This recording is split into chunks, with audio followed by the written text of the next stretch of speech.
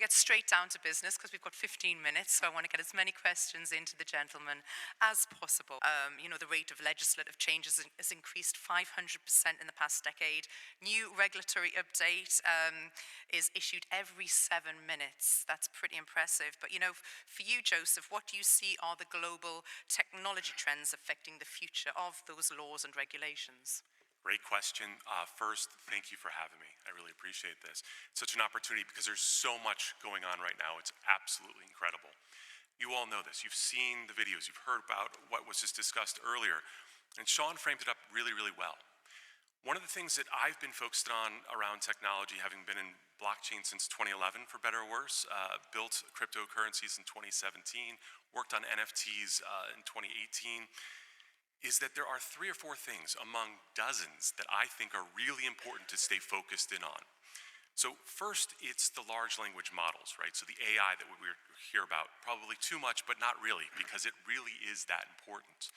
A component of this generative AI, not only is it generating text, imagery, it's combining the two such that deep fakes are something that we all need to be deeply concerned about. Probably 4 or 5 years ago, I was able to mimic my voice, but after 10 minutes of speaking it, and then all of a sudden it was able to generate my voice from that. Now we can do it in 6 seconds. Same thing with video. At this point in time, you're able to take short clips of video and turn that into something that is unbelievably realistic. There's positives and negatives there. The positive is that artists, actors could actually leverage that, could license that. But on the negative side, you could have all sorts of political issues with that, where people are claiming to be something or saying something. Huge issue on that front. There's other areas that I focus in on are NFTs. We hear about that probably as much. Non-fungible tokens are so important because they are the basis for a lot of digital assets going forward. Think about the deed to your property, the deed to your car. All of those things are components to this. We have to understand how the regulatory body is going to be able to interpret that, as well as DAOs, so decentralized autonomous organizations. Very, very important as you start to think about the new businesses, the new models of people starting to work together. Because as you go out past 2 years, you're going to see organizations building almost new government entities around the world because they can rely on each other to work within this space. But what underlines all of this, what is important to think about in all of this, is the digital wallet. So there are numbers all over the place. The digital wallet is what holds all of these assets and can help out on the AI front as well. So that digital wallet, some say there's 80 million, some say there's 400 million. Among the 8 billion people that there are on the earth right now, that's roughly 1% if you're looking at the 80 million people around the world that have these. So if you think about that as the components that sits and controls everything that you have going forward, the next several years, your NFTs, your digital assets, so cryptocurrency, your DAO tokens to help vote on things, regulators are going to need to have to understand the technology first and then work with that. The innovation piece is huge, and we don't want to stymie that in the moment.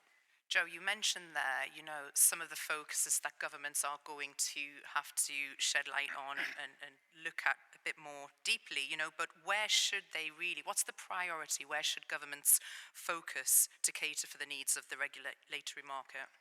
Yeah, so there's a few ways of looking at this. I think if they're to understand the technology first and then start to work within, like, let's say just the digital wallet component, understand that, okay, people now have more access than they ever had before to control their own information. Yeah.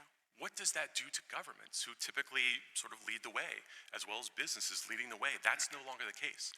It's all being decentralized, and the power, the cat is out of the bag, so they say. I mean, all this technology is universal. Yep. It is easy to get to, so it's one of those things that people have to start thinking about, yes.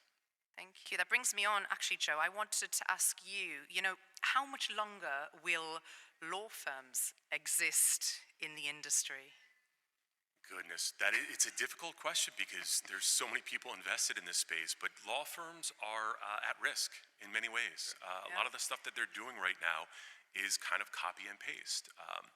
On the higher end, they're working with organizations, they're trying to solve the biggest and most complicated problems, but fundamentally, A lot of this stuff is going to be democratized in and of itself. If I can go to a chat where I'm discussing things, it's looking at previous cases, and it can produce that, then it helps everyone. People that have never had access to justice before will have that. So that's absolutely fantastic to have. Thank you, gentlemen. I think we've left you with more questions than answers, but I think that was always going to be the outcome of this discussion. Thank you so much, Joseph Rosinski and Sean Cleary, for joining us today. Ladies and gentlemen, Your Excellency, thank you for letting us be a part of such a fantastic, thought-provoking discussion today. Thank you.